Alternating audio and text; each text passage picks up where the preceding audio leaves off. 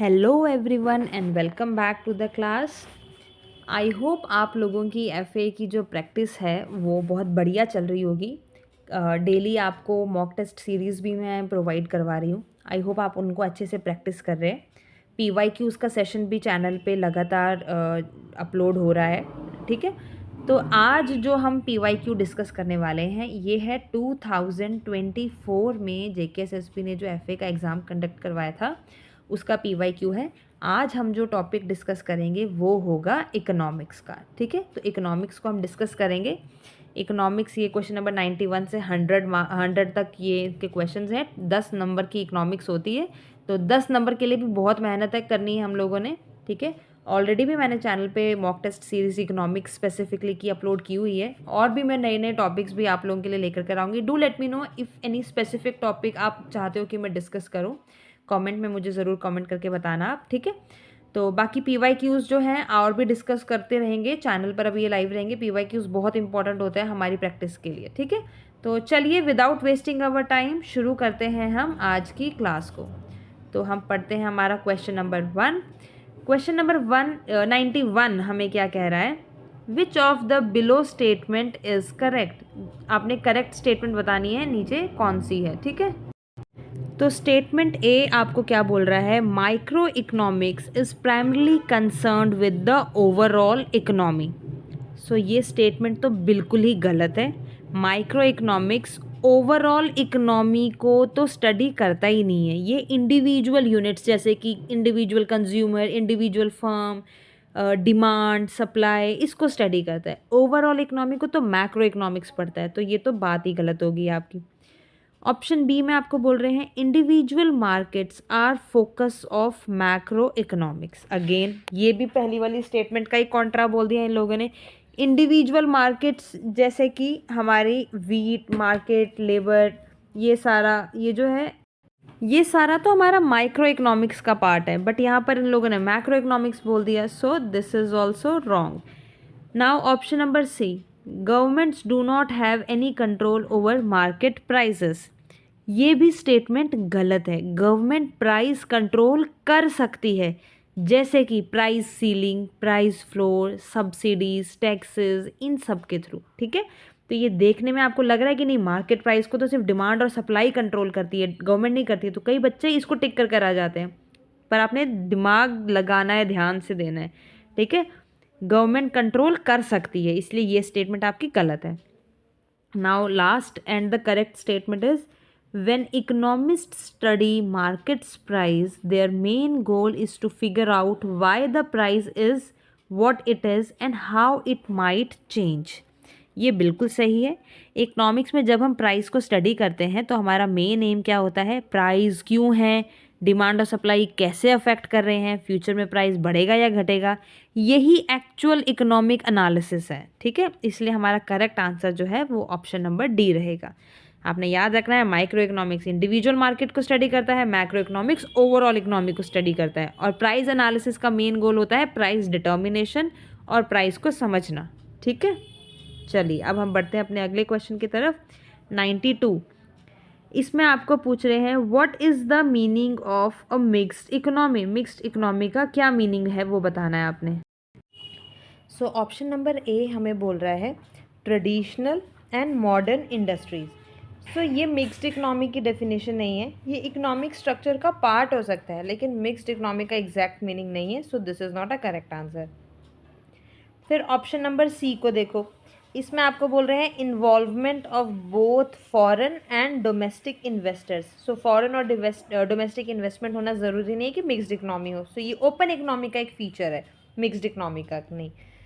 Option D में आपको बोला है subsistence and commercial farming. Against ये एग्रीकल्चर सिस्टम को डिस्क्राइब कर रहा है, इकोनॉमिक सिस्टम को नहीं। Now the correct answer is both the public and private sectors are involve. So ये मिक्स्ड इकोनॉमी की सही डेफिनेशन है। मिक्स्ड इकोनॉमी में गवर्नमेंट सेक्टर भी काम करता है और प्राइवेट कंपनीज भी काम करती हैं, जैसे कि इंडिया में रेलवे गवर्नमेंट के पास है और प्राइवेट कंपनीज भी हैं जो इंडस्ट्रीज चला रही हैं। तो इसे मिक्स्ड इकोनॉमी कहते हैं, मतलब गवर्नमेंट और प्राइवेट सेक्टर दोनों मिलके कंट्री की स्मूथ रनिंग के लिए, प्रोग्रेस के लिए काम करते हैं, ठीक है। नाउ क्वेश्चन नंबर 93, इसमें हमें पूछ रहे हैं which of the following is the relation that the law of demand defines. यहाँ पे देखो बात हो रही है लॉ ऑफ डिमांड की। लॉ ऑफ डिमांड की बेसिक डेफिनेशन क्या है, ज़रा एक बार क्लियर कर लेते हैं। लॉ ऑफ डिमांड कहता है other things remaining constant when price of commodity increases the quantity demand decreases and vice versa. ठीक है, अब इसके बाद आप देखो गिवन ऑप्शंस में से आपको क्या क्या बोल रहे हैं। ऑप्शन ए आपको बोल रहे हैं income and price of commodity. So law of demand income और प्राइस का रिलेशन नहीं बताता। इनकम का रिलेशन डिमांड से हो सकता है, लेकिन law of demand specifically income पर बेस्ड नहीं होता है, इसलिए ये करेक्ट ऑप्शन आपका नहीं है। फिर ऑप्शन नंबर सी को देखो, इनकम एंड क्वांटिटी डिमांडेड, ये इनकम इफेक्ट को डिस्क्राइब कर सकता है, लॉ ऑफ डिमांड की डेफिनेशन नहीं है। फिर ऑप्शन डी बोल रहा है quantity demanded and quantity supplied. So इनका तो कोई रिलेशन ही नहीं है, ये तो डिमांड और सप्लाई की बात कर रहे हैं, ये करेक्ट आंसर नहीं है। करेक्ट आंसर है ऑप्शन नंबर बी, जो कहता है price and quantity of a commodity. ठीक है, तो लॉ ऑफ डिमांड जो है वो क्या क्या डिस्कस करता है, प्राइस और उसकी डिमांड को। Okay, so option number B is the correct answer. All right, now let's move to question number 94। इसमें हमें पूछ रहे हैं what is gross domestic product. Gross domestic product क्या है? तो देखो जीडीपी बेस्ड क्वेश्चन है। जीडीपी का फुल फॉर्म होता है ग्रॉस डोमेस्टिक प्रोडक्ट। जीडीपी का मतलब किसी देश की बाउंड्री के अंदर एक स्पेसिफिक टाइम पीरियड में प्रोड्यूस किए गए फाइनल गुड्स एंड सर्विसेज की टोटल मॉनेटरी वैल्यू। अब देखो इसमें ग्रॉस डोमेस्टिक प्रोडक्ट, इनका क्या मतलब है? ग्रॉस का मतलब होता है total without deducting depreciation, domestic मतलब within the geographical boundaries of the country, और प्रोडक्ट का मतलब गुड्स एंड सर्विसेज प्रोड्यूस। तो अब आपको ऑप्शन जो दिए हुए हैं ज़रा उनको डिस्कस कर लेते हैं हम लोग। ऑप्शन ए में हमें बोल रहे हैं the total value of goods and services manufactured in the country. So ये एक इनकम्प्लीट डेफिनेशन है जीडीपी की। यहाँ पर आपको फाइनल गुड्स और स्पेसिफिक पीरियड मेंशन नहीं किया गया है, so this is not the correct answer. Option B में बोल रहे हैं the total value of all transaction in the country. ये भी बिल्कुल गलत है। अगर हर ट्रांजेक्शन को काउंट करेंगे तो रीसेल, इंटरमीडिएट गुड्स एट्सेट्रा ये सब कुछ भी काउंट हो जाएंगे, बट जीडीपी ऐसा नहीं करता है। ठीक है, फिर उसके बाद आपके पास आता है ऑप्शन नंबर सी। ये बोल रहा है the reduction in the total value of goods and services produced in the country. तो ये जो इन लोगों ने पहली लाइन ही बोल दी the reduction in the total value of, ये तो बिल्कुल ही गलत है। जीडीपी रिडक्शन होता ही नहीं है, ये तो टोटल प्रोडक्शन वैल्यू की बात करता है। अब हमारे पास आता है correct answer option D, the monetary value of all finish goods and services made within a country during a specific period. So ये परफेक्ट डेफिनेशन है, क्योंकि मॉनेटरी वैल्यू की भी बात कर रहा है, फिनिश गुड्स की भी बात कर रहा है, विद इन अ कंट्री की भी बात कर रहा है, और स्पेसिफिक पीरियड की भी बात कर रहा है। ठीक है, so this is the correct answer. Now let's move to question number 95। इसमें हमें पूछ रहे हैं agreement on technical barriers to trade TBT is related with which institution. So basically question आपको पूछ रहा है कि टेक्निकल बैरियर्स टू ट्रेड नाम का जो अग्रीमेंट है वो कौन से इंटरनेशनल इंस्टीट्यूशंस के साथ जुड़ा हुआ है। अब यहाँ देखो दो चीज़ें समझना ज़रूरी हैं आपको। एक तो ये technical barriers to trade TBT, ये क्या है? जब एक देश दूसरे देश से गुड इंपोर्ट करता है तो कभी कभी वो safety standard, quality standard, labelling rule, testing requirement वगैरह ये सब कुछ भी लगा देता है। अगर ये रूल बहुत स्ट्रिक्ट और अननेसेसरी हो तो ये ट्रेड में रुकावट बन जाते हैं। इन्हीं को कहते हैं टेक्निकल बैरियर्स टू ट्रेड। ठीक है, अब ये बोल रहे हैं अग्रीमेंट ऑन टीबीटी, तो ये अग्रीमेंट क्यों बना ये भी जानो। इंटरनेशनल ट्रेड स्मूथ चले, कोई कंट्री अननेसेसरी टेक्निकल रूल्स लगाकर इसे ट्रेड को रोक ना दे, इसलिए एक एग्रीमेंट बनाया गया था। अब क्वेश्चन आपको बेसिकली ये पूछ रहा है कि ये एग्रीमेंट कौन से इंस्टीट्यूशन के साथ जुड़ा हुआ है। ठीक है, तो अब ज़रा इन ऑप्शंस को, हम इंस्टीट्यूशंस को डिस्कस करते हैं। सबसे पहला बोला वर्ल्ड बैंक। तो वर्ल्ड बैंक का क्या काम होता है? डेवलपिंग कंट्रीज़ को लोन देना, पॉवर्टी रिड्यूस करना, इंफ्रास्ट्रक्चर डेवलपमेंट करना। तो वर्ल्ड बैंक ट्रेड रूल्स नहीं बनाता, इसलिए ये ऑप्शन गलत है। ऑप्शन बी में बोला है नीति आयोग। सो नीति आयोग भारत की एक डोमेस्टिक पॉलिसी बॉडी है, ये इंटरनेशनल ट्रेड अग्रीमेंट से रिलेटेड कोई भी इंस्टीट्यूशन नहीं है, इसलिए ये ऑप्शन भी गलत है। ऑप्शन डी बोल रहे हैं world economic forum. So world economic forum एक डिस्कशन प्लेटफॉर्म है, ये यहाँ पर ये ग्लोबल लीडर्स की मीटिंग को ऑर्गेनाइज करता है, लेकिन ये कोई ट्रेड अग्रीमेंट के रूल्स को रेगुलेट नहीं करता, इसलिए ये भी गलत है। सही आंसर हमारे पास है वर्ल्ड ट्रेड ऑर्गेनाइजेशन। सो WTO जिसे हम कहते हैं, ये क्या करता है, इंटरनेशनल ट्रेड रूल्स बनाता है, ट्रेड डिस्प्यूट सॉल्व करता है, फ्री और फेयर ट्रेड पॉलिसी को प्रमोट करता है। सो TBT एग्रीमेंट WTO के एग्रीमेंट में से एक है। WTO के अंदर और भी क्या क्या आता है ये भी जान लो, क्योंकि इस पर भी क्वेश्चन आ सकता है। WTO के अंदर आता है GATT, ट्रिप्स, ट्रिम्स, TBT, ये जो हम पढ़ ही रहे हैं, ये ऐसे ऐसे एग्रीमेंट्स भी आते हैं, ठीक है। इसलिए करेक्ट आंसर आपके पास WTO रहेगा। नाउ क्वेश्चन नंबर 96, यहाँ पूछ रहे हैं commercial paper CP is an unsecured money market instrument issued in the form of a dash। मतलब बेसिकली क्वेश्चन आपको ये पूछ रहा है, क्वेश्चन समझो कि कमर्शियल पेपर किस फॉर्म में इशू किया जाता है। तो ज़रा पहले हम ये जान लेते हैं कि कमर्शियल पेपर है क्या। ये एक मनी मार्केट इंस्ट्रूमेंट है, शॉर्ट टर्म बोरोइंग के लिए यूज़ होता है, कंपनी इसे फंड रेज करने के लिए इशू करती है, और ये एक अनसिक्योर्ड होता है, कोई कोलेटरल नहीं होता है, ठीक है। अब क्वेश्चन ये पूछ रहा है कि ये इंस्ट्रूमेंट लीगल फॉर्म में किस डॉक्यूमेंट जैसा होता है। तो आपको ऑप्शंस दिए, उनको डिस्कस करते हैं। ऑप्शन ए में बोला है चेक। तो चेक क्या होता है? चेक तो बैंक को पेमेंट करने का ऑर्डर होता है, ड्रॉअर बैंक और पेई का रिलेशन होता है। सो कमर्शियल पेपर चेक नहीं होता, इसलिए चेक डिमांड पेमेंट के लिए होता है। So this is not correct answer. फिर बिल ऑफ एक्सचेंज बोल रहे हैं, तो बिल ऑफ एक्सचेंज तो एक रिटर्न ऑर्डर होता है, ड्रॉअर, ड्रॉई और पेई इन्वॉल्व होते हैं, ट्रेड ट्रांजेक्शन में यूज़ होता है। CP जो है बिल ऑफ एक्सचेंज नहीं होता, दिस इज़ ऑल्सो रॉन्ग। फिर ऑप्शन सी बोल रहे हैं demand draft. Demand draft bank द्वारा इशू किया जाता है, सेफ पेमेंट मेथड है। कमर्शियल पेपर जो है वो बैंक पेमेंट इंस्ट्रूमेंट नहीं होता है। Now the correct answer is promissory note. Promissory note क्या होता है? ये एक रिटन प्रॉमिस होता है। इशूअर प्रॉमिस करता है कि वो फ्यूचर डेट पर एक स्पेसिफिक अमाउंट, जितनी भी निश्चित अमाउंट है वो पे करेगा। ये एक बोरोइंग इंस्ट्रूमेंट है। कमर्शियल पेपर एग्जैक्टली इसी नेचर का होता है। कंपनी प्रॉमिस करती है कि मेच्योरिटी डेट पर इतनी अमाउंट जो है वो पे कर देगी, और ये एक अनसिक्योर्ड प्रॉमिसरी नोट की तरह होता है। इसीलिए correct answer is option number D. Now question number 97, इसमें हमें पूछ रहे हैं bank rate is the rate at which RBI extends credit to the. इस क्वेश्चन में आपका मेन कंसेप्ट बैंक रेट है। बैंक रेट क्या होता है पहले एक बार ये डिस्कस कर लेते हैं थोड़ा सा। बैंक रेट वो रेट होता है जिस पर RBI लॉन्ग टर्म बेसिस पर कमर्शियल बैंक को लोन देती है। ये मॉनेटरी पॉलिसी टूल है, इन्फ्लेशन कंट्रोल करने के लिए यूज़ होता है।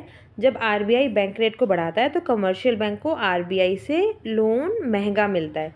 बैंक भी पब्लिक को लोन जो है वो महंगे में देती है। मार्केट में मनी सप्लाई कम हो जाती है, और जब बैंक रेट को कम कर देता है RBI तो हमारा लोन सस्ता हो जाता है और मनी सप्लाई बढ़ जाती है। ऑप्शंस को डिस्कस करते हैं। ऑप्शन ए बोल रही है गवर्नमेंट ऑफ इंडिया। RBI सरकार को सीधे बैंक रेट पर लोन नहीं देता, गवर्नमेंट अलग मैकेनिज्म से बोरोइंग करती है, जैसे ट्रेजरी बिल्स या bonds. This is not correct answer. फिर बोला foreign countries, RBI foreign countries को बैंक रेट पर लोन नहीं देता है, दिस इज ऑल्सो रॉन्ग। फिर बोल रहे हैं state government, state government RBI से बैंक रेट पर क्रेडिट नहीं लेता है, this is also wrong. Correct answer is option number C, commercial bank. RBI जो सेंट्रल बैंक है वो कमर्शियल बैंक को क्रेडिट देता है। बैंक रेट क्या है? RBI जिस रेट पे कमर्शियल बैंक को लोन प्रोवाइड कर रहा है, इसलिए correct answer is option number C. ठीक है। नाउ क्वेश्चन नंबर 98, इसमें हमें पूछ रहे हैं विच 5-year plan of India was based on the Mahalanobis model. Basically question में पूछ रहे हैं कि इनमें से कौन सा 5-year प्लान जो था इंडिया का वो महालानोबिस मॉडल पर बेस्ड है। तो पहले हम ये इस मॉडल के बारे में जानते हैं, ये है क्या। इस मॉडल को बनाया था प्रोफेसर PC महालानोबिस ने। ये मॉडल हैवी इंडस्ट्री पे जोर देता था, लॉन्ग टर्म इकोनॉमिक ग्रोथ के लिए कैपिटल गुड्स इंडस्ट्री को प्रायोरिटी देता था। इस मॉडल के मेन थॉट्स क्या थे कि पहले मशीनें बनाओ, फिर जो भारी व्यापार है हमारे जैसे स्टील, मशीनरी, पावर, इनको विकसित करो, फिर उससे फ्यूचर में ज़्यादा प्रोडक्शन होगा, इसलिए इसे हैवी इंडस्ट्रियल स्ट्रैटेजी भी कहते हैं। ठीक है। अब ये देखो जो इनको ऑप्शंस हमें दिए हुए हैं, इन ऑप्शंस में से पहले आपको पता भी होना चाहिए कि फर्स्ट ईयर प्लान में first 5-year plan, second 5-year plan, third 5-year plan और फोर्थ 5-year प्लान में क्या क्या था। ऑप्शन ए में आपको बोल रहे हैं, सही आंसर तो वैसे इसका ऑप्शन नंबर बी है। पर फिर भी एक बार डिस्कस करेंगे हम लोग, ठीक है, ताकि आपको अच्छे से समझ में आए। ऑप्शन ए में बोला है फर्स्ट 5 ईयर प्लान। तो फर्स्ट 5 ईयर प्लान जो था ना वो एग्रीकल्चर पर फोकस था, वो फूड प्रोडक्शन बढ़ाना इसके ऊपर फोकस करता था, वो इस मॉडल पे बेस्ड नहीं था, इसलिए ये करेक्ट आंसर नहीं है। फिर जो थर्ड 5 ईयर प्लान था ना, ये सेल्फ रिलायंस पे बेस्ड था, एग्रीकल्चर और इंडस्ट्री को बैलेंस करके चलने को बोलता था, तो दिस इज़ नॉट करेक्ट। फिर जो फोर्थ 5 ईयर प्लान था ये ग्रोथ विद स्टेबिलिटी को फोकस कर रहा था और पॉवर्टी रिडक्शन पे ध्यान दे रहा था, तो इस पे नहीं था। फिर जो हमारा सेकंड 5 ईयर प्लान था ना, ये सही आंसर है, ये हैवी इंडस्ट्री पे फोकस कर रहा था और पब्लिक सेक्टर एक्सपेंशन पे जोर दे रहा था और स्टील प्लांट्स, मशीन टूल्स, इनके ऊपर ज़्यादा प्रायोरिटी रखी हुई थी। सो ये मॉडल जो है वो इसी प्लान में यूज़ हुआ था, सो this is the correct answer. Okay, आप ऐसे याद रख लेना कि जो फर्स्ट प्लान था वो एग्रीकल्चर पे बेस्ड था, सेकंड प्लान जो था वो हैवी इंडस्ट्री पे बेस्ड था, थर्ड प्लान जो था वो सेल्फ रिलायंस के ऊपर बेस्ड था, और जो फोर्थ प्लान है वो पॉवर्टी रिडक्शन पे बेस्ड था। ठीक है, नाउ क्वेश्चन नंबर 99, इसमें आपको पूछ रहे हैं which is not one of the 4 main factor of production, मतलब इनमें से कौन सा 4 मेन फैक्टर ऑफ प्रोडक्शन नहीं है, वो बताना है आपने। तो सबसे पहले तो आपको ये पता होना चाहिए कि 4 मेन फैक्टर ऑफ प्रोडक्शन हैं कौन से। ये कौन से होते हैं? लैंड, लेबर, कैपिटल और एंटरप्रेन्योर। लैंड हमें पता है ज़मीन, लेबर्स जो होते हैं, कैपिटल हमारी मशीन्स, एंटरप्रेन्योर तो जो इन सबको ऑर्गेनाइज करता है। तो लैंड आपको बोला है तो यस ये तो होता है, लेबर भी होता है, फिर आपके पास क्या है? मैन्युफैक्चरिंग, ये भी है ना। फिर आपके पास आ रहा है कैपिटल। सो कैपिटल नहीं है, ये मेन फैक्टर नहीं है, इसलिए यही करेक्ट आंसर है हमारे पास। ठीक है, चलिए नाउ द लास्ट क्वेश्चन, ये हमें क्या बोल रहा है? What does the Lawrence curve represent? Lawrence curve क्या रिप्रेजेंट करता है? तो आपको लॉरेंस कर्व पे पूछ रहे हैं, तो पहले हम ये जानते हैं कि लॉरेंस कर्व क्या होता है। लॉरेंस कर्व एक ग्राफिकल रिप्रेजेंटेशन होता है जो इनकम या वेल्थ डिस्ट्रीब्यूशन को शो करता है। ठीक है, सो ये आपको बताता है कि किसी कंट्री या सोसाइटी में पैसा लोगों के बीच कितना इक्वल या अनइक्वल बांटा गया है। ठीक है, इसके ग्राफ में क्या होता है? ये आपका इस तरह का ये आपके पास ग्राफ रहता है। ठीक है, और ये आपको शो करता है कि एक तरफ यहाँ पर पॉपुलेशन का परसेंटेज दिखाता है, दूसरी तरफ यहाँ पे इनकम या वेल्थ का परसेंटेज दिखाता है। ठीक है, तो चलिए फ़िलहाल हम ऑप्शंस को डिस्कस कर लेते हैं। सारे ऑप्शंस में ऑप्शन नंबर ए में क्या बोल रहा है? ऑप्शन ए हमें बोल रहा है टैक्सेबल इनकम इलास्टिसिटी। सो इलास्टिसिटी का मतलब तो होता है रिस्पॉन्सिवनेस। टैक्सेबल इनकम इलास्टिसिटी बताता है कि टैक्स रेट चेंज होने पर टैक्सेबल इनकम कितनी चेंज होती है। सो ये तो फिलहाल हमारे यहाँ गलत आंसर है। ऑप्शन बी आपको बोल रहा है relationship between the price of certain commodity and its demand. So ये कंसेप्ट जो है डिमांड कर्व से रिलेटेड है, इसका लॉरेंस कर्व से कोई लेना देना नहीं है, इसलिए ये भी गलत है। ऑप्शन डी बोल रहा है रेट ऑफ एम्प्लॉयमेंट। सो ये एम्प्लॉयमेंट या अनएम्प्लॉयमेंट रेट को शो करता है, मतलब कितने लोग एम्प्लॉयड हैं या कितने unemployed. Lawrence curve employment rate को मेजर नहीं करता है, ये सिर्फ इनकम इनइक्वालिटी को बताता है। तो इसलिए हमारे पास सही आंसर क्या रहेगा? Option number C, income distribution. Lorenz curve income या वेल्थ डिस्ट्रीब्यूशन को शो करता है, ये बताता है सोसाइटी के पास लोगों के बीच कितना इक्वली या अनइक्वली डिस्ट्रीब्यूट हो रहा है। ठीक है, याद रखना है एक्स एक्सिस पे क्या दिखाता है? पॉपुलेशन का परसेंटेज पुअर से रिच तक, और वाई एक्सिस पे क्या दिखाता है? इनकम का परसेंटेज। अगर सबको इक्वल इनकम मिले तो स्ट्रेट लाइन परफेक्ट इक्वालिटी होती है, अगर इनकम अनइक्वल हो तो कर्व जो है नीचे झुक जाता है, इसलिए सही आंसर आपके पास ऑप्शन नंबर सी है। ठीक है, ऑल राइट, तो ये थे हमारे आज का सेशन। तो इसमें अब आप मुझे बताओ ऑनेस्टली कि आपके आउट ऑफ 10 आप लोगों ने कितना स्कोर किया। ठीक है, और अगर आप कोई स्पेसिफिक टॉपिक चाहते हो कि मैं इसमें इकोनॉमिक्स में डिस्कस करूं तो वो भी मुझे बताओ, उसके लिए भी टेस्ट सीरीज़ जो है मैं वो चैनल पे आप लोगों के लिए लाइव कर दूंगी। ठीक है, तो till then keep practising and do let me know if you want me to discuss any specific topic. Take care and happy learning.